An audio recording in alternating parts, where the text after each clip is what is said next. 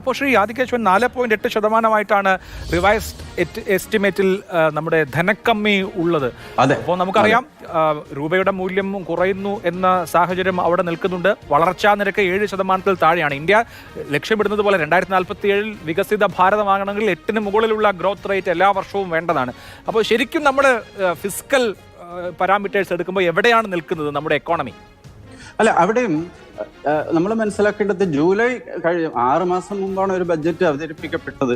ആ ബഡ്ജറ്റിൽ വിഭാവനം ചെയ്ത ഫിസ്ക്കൽ ഡെഫിസിറ്റ് മാർച്ച് 2025 ആകുമ്പോൾ എത്രയാവും എന്നുള്ള കണക്ക് അന്ന് പറഞ്ഞിരുന്നു. അന്ന് ഉദ്ദേശിച്ച ഫിസ്ക്കൽ ഡെഫിസിറ്റ് അല്ലെങ്കിൽ ധനക്കമ്മി 4.9% അപ്പോൾ ടാക്സിന്റെ കളക്ഷൻ സർക്കാർ പ്രതീക്ഷിച്ചതിലും കൂടുതലായി വരുന്നു എന്നുള്ള, അല്ലെങ്കിൽ അതിനോടൊപ്പം നിൽക്കുന്നു. കാരണം മൊത്തം ടാക്സ് റവന്യൂ കേന്ദ്ര സർക്കാരിന്റെ ബഡ്ജറ്റ് എസ്റ്റിമേറ്റ് നടപ്പ് സാമ്പത്തിക വർഷത്തിന്റെ 25,83,000 കോടിയായിരുന്നു. അപ്പോൾ ബഡ്ജറ്റിൽ പ്രതീക്ഷിച്ച തുക 25,83,000 ആണെങ്കിൽ റിവൈസ്ഡ് എസ്റ്റിമേറ്റ് 25,56,000. ബിഗ് ഫിഗർ 25 ലക്ഷം എന്ന് തന്നെ നിൽക്കുന്നു. അപ്പോൾ പ്രതീക്ഷിച്ച തോതിനോടൊപ്പം തന്നെ ടാക്സ് വരികയും, പിന്നെ എനിക്ക് തോന്നുന്നത് ഈ അടിസ്ഥാന സൗകര്യ മേഖലയ്ക്ക് വേണ്ടി 11,11,000 നീക്കിയിരിപ്പ് നടത്തിയെങ്കിലും ചെലവ് 10 ലക്ഷം എങ്ങാണ്ടാണ് ധനമന്ത്രി സ്പീച്ചിൽ പറഞ്ഞത്, 10,50,000.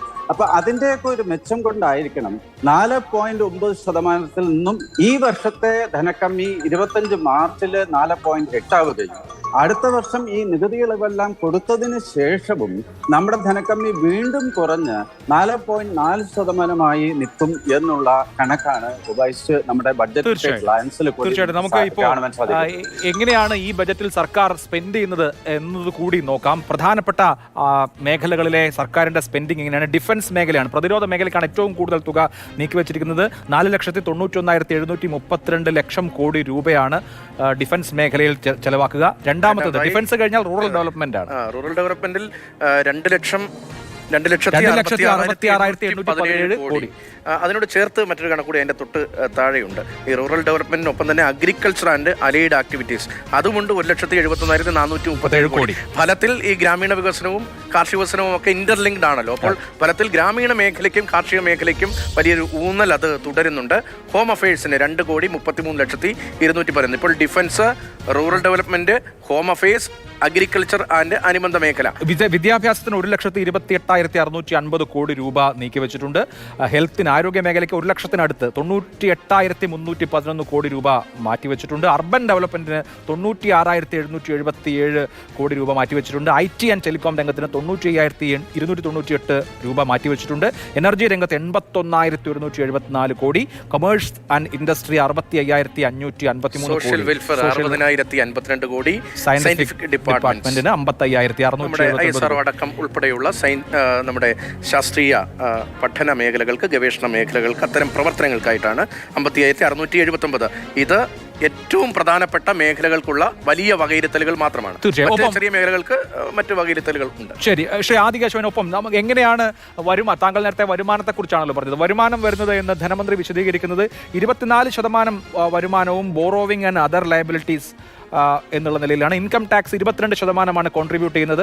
എക്സൈസ് ഡ്യൂട്ടീസ് 5% കോൺട്രിബ്യൂട്ട് ചെയ്യുമ്പോൾ GST 18% കോൺട്രിബ്യൂട്ട് ചെയ്യുന്നത്. കോർപ്പറേഷൻ ടാക്സ് 17%, അതുപോലെ തന്നെ മറ്റ് ഇതര ടാക്സുകളെല്ലാം കൂടി 4, 9 തുടങ്ങിയ ശതമാനങ്ങളാണ്. 22% ഡയറക്റ്റ് ടാക്സും 18% ഇൻഡയറക്റ്റ് ടാക്സുമാണ് നമ്മുടെ കിറ്റിയിലേക്ക് കോൺട്രിബ്യൂട്ട് ചെയ്തുകൊണ്ടിരിക്കുന്നത്. ആരോഗ്യകരമാണോ അത്? ആണ്. നമ്മൾ ട്രെൻഡ് കണക്കിന്റെ അടിസ്ഥാനത്തിൽ മാത്രമാണ്. അതിനിടയ്ക്ക് നമ്മൾ നേരത്തെ കാർഷിക മേഖല, മറ്റു മേഖലകളെ കുറിച്ച് പരാമർശിച്ചുകൊണ്ട് സാധാരണ KCC എടുക്കുന്ന ഫാർമേഴ്സ്, ധാരാളം കൃഷിക്കാർ നമ്മുടെ കേരളത്തിലടക്കം ഈ KCC കാർഡ് മുഖാന്തരമാണ് വായ്പ എടുക്കുന്നത്. അവിടെ സുപ്രധാനമായ ഒരു മാറ്റം കൊണ്ടുവന്നിട്ടുള്ളത്, നേരത്തെ പലിശ ഇളവ് പരമാവധി തുക, വായ്പാ തുക 3 ലക്ഷം ആയിരുന്നെങ്കിൽ ഇപ്പോൾ അത് 5 ലക്ഷമായിട്ട് ഉയർത്തിയിരിക്കുന്നു. അപ്പൊ സാധാരണ കർഷകര് നേരത്തെ 3 ലക്ഷം വരെ വായ്പ എടുക്കുമ്പോൾ അവര് കൊടുക്കേണ്ട പലിശ നിരക്ക് ശരിക്കും 4% മാത്രമാണ്. 8.5% അവർക്ക് ചാർജ് ചെയ്യപ്പെടുന്നത്. അതിൽ 1.5% എല്ലാ കർഷകർക്കും കൊടുക്കുന്നു. കൃത്യസമയത്ത് തിരിച്ചടവ് നടത്തിയാൽ പിന്നെ ഒരു 3%. അങ്ങനെ മൊത്തം 4.5% പലിശ ഇളവ് 3 ലക്ഷം രൂപ വരെ കിട്ടിക്കൊണ്ടിരുന്ന കാർഷിക വായ്പകൾക്ക് ഇനി മുതൽ 5 ലക്ഷം രൂപ വരെ ഈ 4% ആനുകൂല്യം കൊടുക്കാനായിട്ട് തീരുമാനിച്ചിരിക്കുന്നു. വളരെ എന്താണ് മെച്ചപ്പെട്ട ഒരു തീരുമാനം തന്നെയാണ്. സാധാരണ കർഷകർ, ചെറുകിട കർഷകരെയും നാമമാത്ര കർഷകരെയും ഒക്കെ സഹായിക്കുന്ന ഒരു നടപടിയാണ് അത്.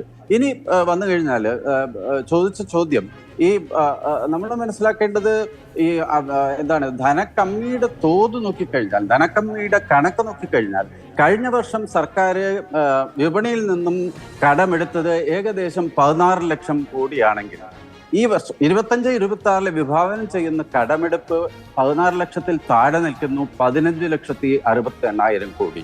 അപ്പോൾ ഈ ചെലവിലേക്ക് നീക്കി വെച്ചിരിക്കുന്ന തുക എങ്ങനെ കണ്ടെത്താം, എങ്ങനെയാണ് സർക്കാർ കണ്ടെത്തുന്നു എന്നുള്ളതിന്റെ പുറകെ പോയി കഴിഞ്ഞാൽ നമുക്ക് നിസ്സംശയം അത് പറയുവാൻ പറ്റും.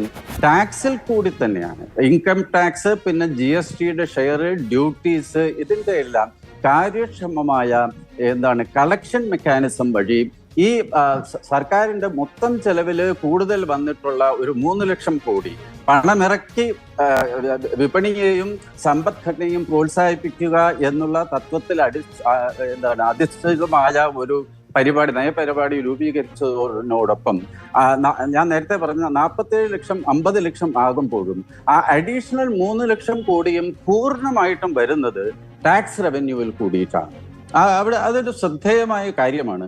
ആൻഡ് അത് നമ്മളിപ്പോ സംസാരിച്ച പോലെ വിവിധ മേഖലകളിലെ നീക്കിയിരിപ്പ്, ഞാൻ സാധാരണ നമ്മളെല്ലാം നോക്കുന്ന തൊഴിലുറപ്പ് പദ്ധതിക്ക് വേണ്ടി പെട്ടെന്ന് നോക്കിയതാണ്, അധികം സമയം കിട്ടിയിട്ടില്ല. പക്ഷേ തൊഴിലുറപ്പ് പദ്ധതിക്ക് വേണ്ടി സാധാരണ വരുന്ന ഒരു ക്രിറ്റിസിസം, ബഡ്ജറ്റിൽ അവർ തുക കുറച്ച് കാണിക്കും. കഴിഞ്ഞ വർഷത്തെക്കാളും കുറച്ച് കാണിച്ചിട്ട് അത് ഡിമാൻഡ് ഡ്രിവൺ ആണ്, ആവശ്യാനുസരണം വേണമെങ്കിൽ കൂടുതൽ ഔട്ട്ലേ ഞങ്ങൾ കൊടുക്കും എന്നുള്ള ഒരു മറുപടിയാണ് സാധാരണ കിട്ടുന്നത്. പക്ഷെ ഇപ്രാവശ്യം കഴിഞ്ഞ വർഷത്തിന് ആനുപാതികമായിട്ട് അതേ തോതിൽ ഈ തൊഴിലുറപ്പ് പദ്ധതിക്ക് 86,000 കോടി നീക്കിയിരിപ്പ് നടത്തിയിട്ടുണ്ട്.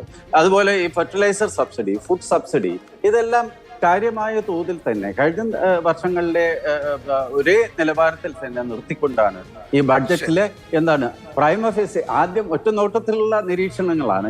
ഇനിയിപ്പം ഫൈൻ പ്രിന്റ് വിശദമായ പഠനം ആവശ്യമുള്ള ബജറ്റാണ്. എന്തായാലും നമുക്ക് ഈ ബജറ്റ് ഒരു ഇളക്കമുണ്ടാക്കുന്ന, ഓളമുണ്ടാക്കുന്ന ബജറ്റ് എന്നുള്ളത് നിസ്സംശയം പറയാം. അതിന് കാരണം ഈ നികുതി ഘടന പരിഷ്കരിച്ചതുമാണ്.